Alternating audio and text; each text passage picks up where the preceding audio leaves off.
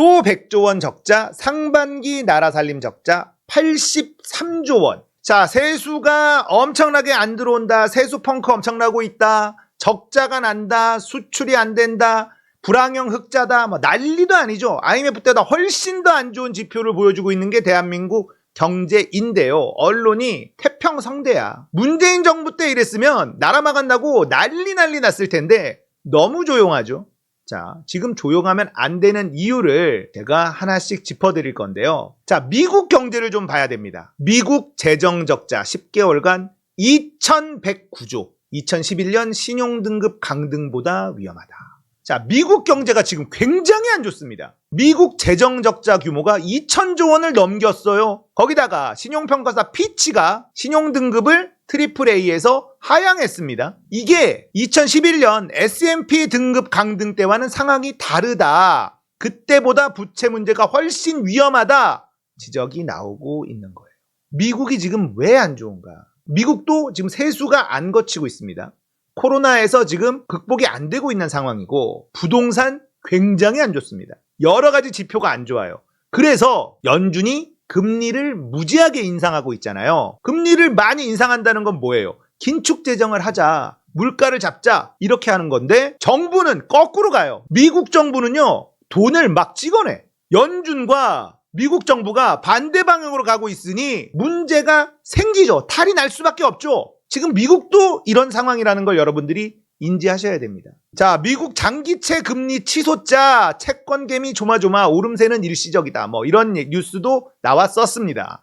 자, 미국 국채 10년물 금리 막 치솟습니다. 자, 미국 국채 금리가 높아진다는 건 뭐냐면 국채의 가격이 하락한다는 뜻이에요. 미국 국채가 믿을만하다 그러면 금리가 낮아져요. 믿지 못하겠다면 금리가 올라가요. 금리가 올라간다는 건 국채 가격이 떨어진다는 뜻입니다. 이달 들어 미국 장기 국채 금리가 들썩이고 있다. 미국 국가신용등급 강등, 피치에서 강등시켰죠. 장기 국채 발행 확대 계획, 재무부 장관이요. 장기 국채 발행을 늘리겠다 이런 발표를 했어요. 이러니까 당연히 미국 채권 시장이 들썩거리는 겁니다. 문제는요. 미국이 장기 채권을 더 늘리겠다, 발행을 확대하겠다라고 발표를 했는데 이걸 누가 샀느냐 그동안에는.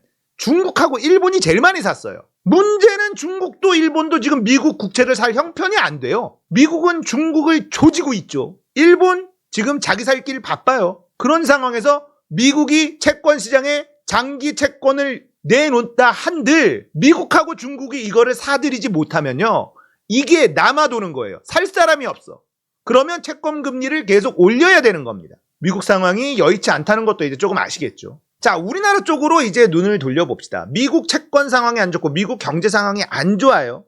우리나라 경제는 당연히 더 안 좋아질 수밖에 없는데 우리나라는 지금 폭탄, 치안 폭탄이 째깍 지금 돌아가고 있는 중입니다. 부동산 PF 부실 내관, 브릿지론 근본 대책 안 보인다. 브릿지론, 뭔지 제가 설명해 드렸었는데 다시 한번 설명드리겠습니다. 부동산 사업에서 토지 소유권 확보, 인허가 취득, 시공사 참여, 부동산 개발할 때 초기 사업이라고 하잖아요. 이 초기 사업은요, 이금융권 브릿지론에 의해 이루어지고 있습니다. 브릿지론이라는 말, 다리잖아요, 다리. 본 사업에 들어가기 전에 초기 작업을 해야 돼. 일단은 지주 작업도 해야 되고, 인허가 취득도 해야 되고, 여기에 들어가는 돈들, 이게 다 돼야 이제 본 개발에 착수할 수 있단 말이에요. 그런데 본 개발 들어가기 전에 이 작업을 하는데 브릿지론이라는 대출 상품이 있다는 겁니다. 근데 이건 리스크가 좀 커. 리스크가 좀 크기 때문에 이율이 세. 이걸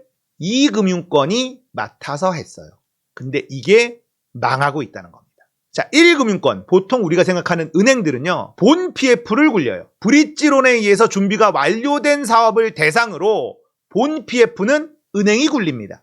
자, 브릿지론을 통해서 초기 사업이 잘 진행이 돼야 이제 은행들이 여기는 일단 진행이 됐구만. 그러면 본 PF를 우리가 일으켜서 조금 이자가 싸지만 부동산으로 이익을 보면 그만이니까. 자, 이렇게 된다는 거예요. 브릿지론, 초기에 다리 역할을 하는 대출 상품, 이 브릿지론이 지금 너무 안 좋다는 거예요. 지난해부터 제2금융권 브릿지론을 제1금융권 부동산 PF 본계약으로 전환하기가 어려워져서 대출 연장으로 연명하기에 급급한 사업장이 늘고 있다. 여기는 그냥 망한 사업장이라고 보시면 됩니다. 그러니까 본 PF가 일어나지 않으니 브릿지론을 갚아버려야 되는데 갚지 못하니까 대출 연장으로 연명하는 데가 엄청 많아요. 증권사 대출 상품 중에 올해 만기가 도래하는 물량이 7조 8천억인데 이 중에 5조 원이 브릿지론이에요.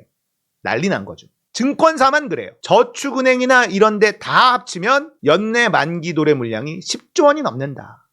이런 얘기가 나오는 겁니다. 지금 대한민국 경제 상황, 고금리에서 빚내서 집 산다, 은행 가계대출 6조 불어나 사상 최대. 자, 금리도 올라가고 이러고 있는데 다시 가계부채가 치솟고 있어요. 치솟고 있습니다. 왜 치솟느냐? 주택담보대출이 대폭 증가했습니다. 정부에서 모든 규제를 풀었죠. 언론에서 바닥 찍었다, 펌프질을 했죠. 그러니까 주담대를 해서 지금 집을 사는 사람들이 늘어나고 있다는 겁니다. 그래서 가계대출 증가폭이 매월 확대되고 있습니다. 폭탄이 더 커지고 있는 거죠.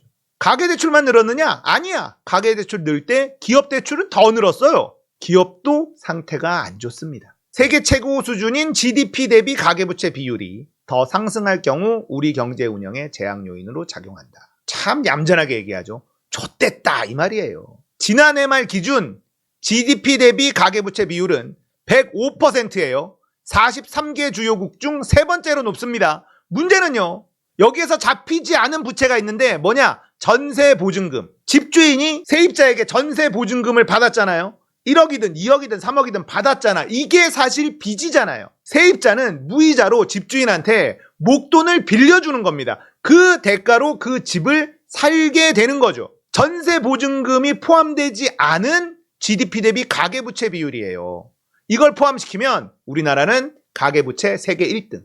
뱅크런에 이어 또 사법리스크 새마을금고 사태 제한 촉각. 자, 새마을금고 회장이 지금 구속영장 받았죠. 기각당하긴 했는데 박차훈 새마을금고 중앙회장이요. 펀드 출자와 관련해 군품 수수한 혐의로 검찰에서 구속영장 받았고 법원에선 기각을 했습니다. 자, 새마을금고의 비리가 장난이 아니에요. 엄청나게 많습니다. 2017년부터 지난해 8월까지 새마을금고 임직원이 저지른 금융사고, 횡령, 배임, 사기, 알선수재는 85건, 피해 금액은 640억 9,700만 원, 시중은행의 배에 달한다. 자, 새마을금고 상태가 매우 안 좋다는 건 다들 알고 계시죠? 새마을금고만 안 좋은 건 아니죠. 지금 제2금융권, 저축은행, 증권사, 캐피탈 다 안 좋거든요. 매우 위험합니다. 여기에서 또 뭐가 나오냐면 커지는 부동산 해외 투자 우려, 대형 증권사 비상.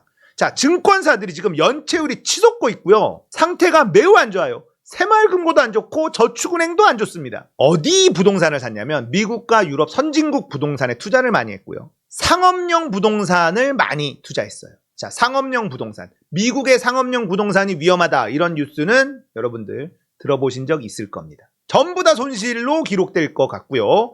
새마을금고도 해외 상업용 부동산에 엄청나게 많이 투자를 해서 그거 싹 다 물릴 예정입니다. 미국 뉴욕 부동산 금융계 위워크 파산 위기의 초긴장 이유는 자, 위워크라는 부동산 회사가 지금 파산 위기에 있습니다.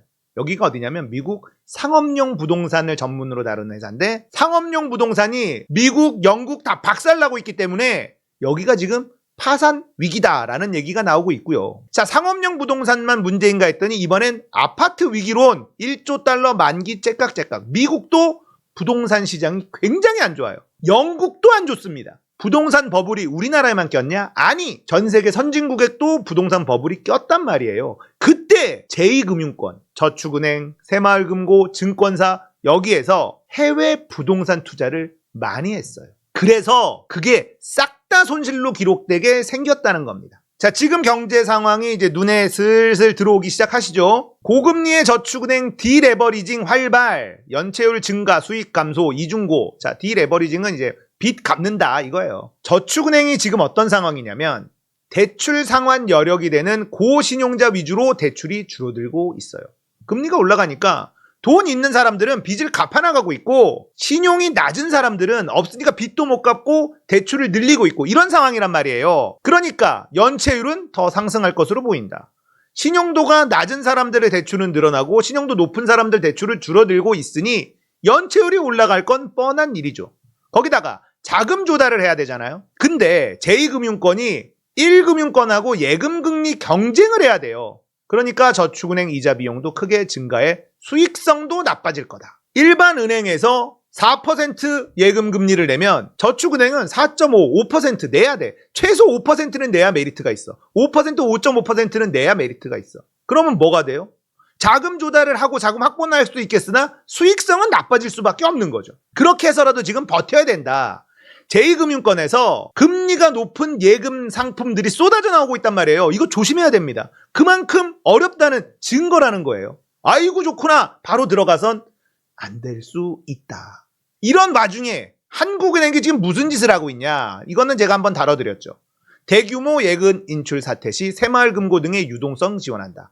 한국은행은요, 이런 짓을 하면 안 돼요. 이창용 하는 총재는요, 저는 단언컨대 매국노라고 생각합니다. 정신 나간 짓입니다. 한국은행에 할 일은요, 물가를 잡는 거예요. 물가가 오르고 있는데 금리 계속 동결했어요. 이건 한국은행이 할 짓이 아닙니다. 정부가 책임져야 되는 거예요. 그런데 하느니 건설사 망할까봐, 허접한 금융회사 제2금융권 애들 망할까봐 금리를 안 올렸어. 거기다가 지금 뱅크런 터지고 이러니까 유동성 지원한대. 이거 미친 짓이에요. 이거는 하는 총재가 진짜 미친 짓을 하는 겁니다. 이제 금융권이 망하기 시작하잖아요. 한국은행도 타격을 입고 대한민국 정부, 대한민국 전체가 타격을 입게 된다는 거예요. 이 짓을 하고 있잖아요.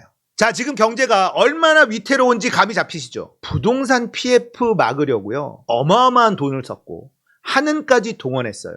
그러나 제2금융권, 저축은행이나 새마을금고 나아진 게 없습니다. 부동산 상황이 좋아졌나요? 그렇지 않습니다. 지금 언발의 오줌 누기로 총선 뒤로 미루고 있는 것 뿐입니다. 터져요. 더 크게 터집니다. 어쩔 수 없어. 미국 경기가 안 좋잖아요. 미국 채권 시장이 흔들리잖아요. 대한민국 채권 시장 난리 납니다. 저쪽이 흔들거리고 우리는 지진이 나요. 미국 연준은 금리를 계속 올렸어요. 우리는 금리를 못 올렸어요. 자, 어떻게 되나요? 환율 치솟습니다. 환율 치솟으면 물가 올라갑니다. 지금 기름값 이상하죠?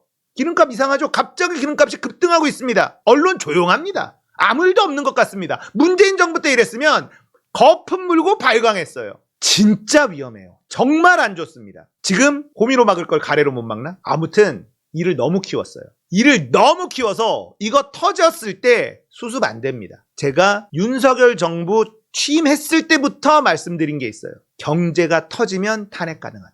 대한민국 입장에서는 정말 충격적이겠지만 이건 터질 수밖에 없다고 봅니다. 너무 키워버렸어. 레고랜드서부터 지금까지 국가가 너무 많이 개입을 했습니다. 터질 건 터지게 내버려 뒀으면 부동산, 아파트 값도 다 정상화됐을 것이고 지금처럼 가계부채도 치솟지 않았을 것이고 조금 아프지만 그때 당시에 윤석열 정권 초기에 터뜨렸으면 괜찮았어요. 그때는 문재인 정부 탓하기도 너무 좋았잖아요. 그런데 이걸 꾸역꾸역 세금 들여서 막습니다. 지금 돈이 없어요. 잼버리 때 예산 달라고 했는데 예산 안 나왔다 그랬잖아요. 돈이 없다니까요. 다 써버렸어. 책정되어 있는 예산을 타야 되는데 없어? 대형으로 터질 겁니다. 그래서 제가 늘 말씀드리지만 각자 도생이에요. 아무것도 믿지 마십시오. 아무것도 믿어서는 안 되고 오로지 자기 자신만 믿으셔야 돼요. 은행도 믿지 마시고 제2금융권 당연히 믿지 마시고 아파트 부동산 의미 없습니다. 반등할 거 아니야? 아니요. 생각해 보십시오. 인구는 줄고 있어요. 그런데 지금 뭐가 기다리고 있냐? 문재인 정부 때 부동산 폭등할 때 공급 부족이라고 언론이 노래 불러서 문재인 정부 때 공급은 문제 없다라고 얘기했다가 겁나게 때립니다. 공급 문제가 아니다 라고 했다가 엄청 때려요. 그리고 뭘 하냐? 3기 신도시를 발표합니다. 공사 중이에요. 3기 신도시 입주 시작해봐요. 어떻게 되겠어? 3기 신도시 물량 어마무시해요. 그 입주 시작하면 어떻게 되겠어? 집이 남아돈다니까. 지금도 미분양 난리인데 3기 신도시 입주 시작도 안 했어요. 아직 공사 중이야. 어떡합니까? 아파트값 오른다? 안 올라요. 물량이 너무 많아. 남아돌아. 금리는 안 좋아. 어떻게 오르냐고요. 하느는 미친 짓을 하고 있고 터지면 크게 터진다. 그러니까 각자 도생이에요. 진짜 각자 도생으로 잘 버티셔야 됩니다. 대한민국 경제 진짜 위험한 상황이다. 정리해드렸습니다.